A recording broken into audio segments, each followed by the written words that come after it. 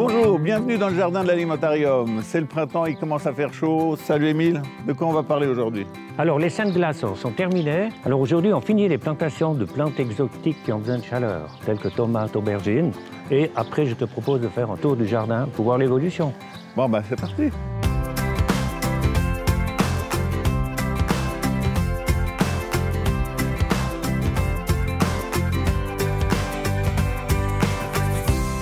Les artichauts, la dernière fois, c'était pas terrible.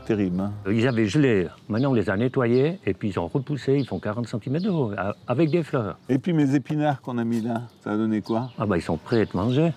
Je peux récolter? Tu veux récolter. Ah bah d'accord. Et puis aujourd'hui, on fait quoi? Aujourd'hui, alors, sera plantation de plantes exotiques, tomates, poivrons, aubergines. Moi, j'aimerais bien aller faire un tour du côté des blés anciens et puis des légumineuses, parce que c'est peut-être le temps des premières récoltes. Non, c'est pas le temps des moissons, mais on peut faire un tour. Mais alors, qu'est-ce qu'on peut récolter dans ton jardin? Alors, on peut récolter les salades, les côtes de bête et les légumes feuilles. Ah, mes épinards!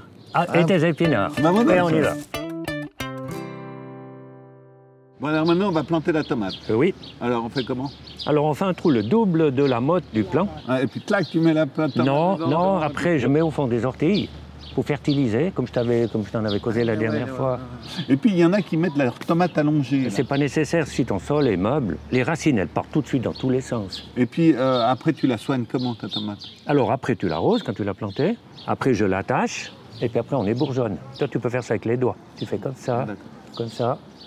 Et tu suis. Mais pourquoi tu ébourgeonnes? Parce qu'autrement, ça fait trop de verdure. Puis les tomates n'arrivent pas à mûrir. Il y aura trop de tomates, puis ils n'arriveront pas à maturité. Avec les tomates, chaque jardinier a sa fierté et ses petits gris-gris. Émile, lui, c'est l'ortie au fond du trou, mais j'ai un pote dans le sud de la France qui va mettre des sardines. Sa sardine va fertiliser la terre et ça va donner des super belles tomates. Là, on est dans le coin des légumineuses, hein, mais t'as quoi exactement? Alors là, on a les pois gris, juste derrière les lupins, les fèves. Ça, c'est les fèves? C'est les fèves, oui. Ah oui, mais tu disais qu'on ne pouvait pas les récolter, mais regarde. C'est trop vert, puis c'est petit. C'est petit, mais attends, c'est chaud. Voilà, tu vois, une fève, c'est quand même comme ça. Hein. Ok, donc ça se garde ça. 3 semaines. 3 semaines, c'est bon à manger? 3 semaines, c'est bon à manger, oui. Ok, bah tu me les apportes en cuisine. Ok. Donc là, on est sur de l'orge, hein, il est vert, il est magnifique, bien poilu et tout ça, mais quand c'est qu'il arrive à maturité? Alors quand l'épi aura doublé de volume et que la tige, les feuilles et l'épi soient jaunes. À fin juillet? Fin juillet. Bon, j'arrive avec la moissonneuse et puis... Ok. Toutes les grandes civilisations ont basé leur alimentation sur 2 types de végétaux, les céréales et les légumineuses. Pourquoi? Parce que d'abord, ça remplissait l'estomac et deuxièmement, ça remplaçait la protéine animale. Waouh, ils sont magnifiques nos épinards. Tu te souviens, il y a un mois, c'était des graines. Des graines, ouais, qui sont devenues grandes. Et juste à côté, on a aussi la roche. Et tu la cuisines comment, la roche? Exactement comme les épinards. Les grandes feuilles, tu les mets en fricassé, et puis les petites feuilles, tu vas les rajouter dans la salade. Ou alors tu fais un risotto, tu haches bien ton arroche, ça te fait un risotto rouge. Ou alors tu te fais des pâtes avec de la roche rouge, de la roche verte, et comme ça sur ton assiette, tu as l'équilibre. Alors juste 2 mots sur la roche, qui est un de nos vieux légumes qui était très présent dans nos jardins jusqu'au début du XXe siècle et qui a été remplacé par l'épinard, qui est un légume beaucoup plus facile à cultiver en grande quantité. Tu sais, Émile, ton jardin il est fantastique. Hein? Merci Yvan, mais tu crois pas que ça serait l'heure de déguster? Ah bah je te prépare une petite surprise. Ok. D'accord, il me faudrait quelques radis, on passe aux plantes aromatiques, quelques fleurs et puis une petite salade. Ok, alors les salades, c'est bon. Voilà, j'en ai un petit peu.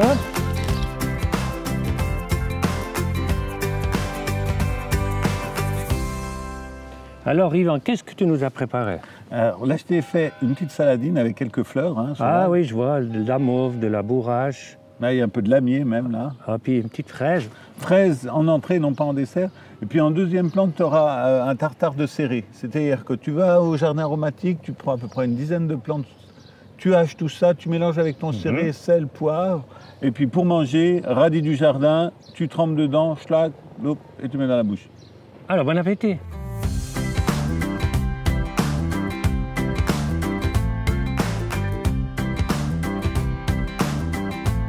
Alors merci Émile. Merci Yvan. Quant à vous, retrouvez-nous d'ici quelques semaines au cœur de l'été pour le prochain épisode. Et si vous êtes de passage à Vevey, n'hésitez pas à venir nous rendre une petite visite.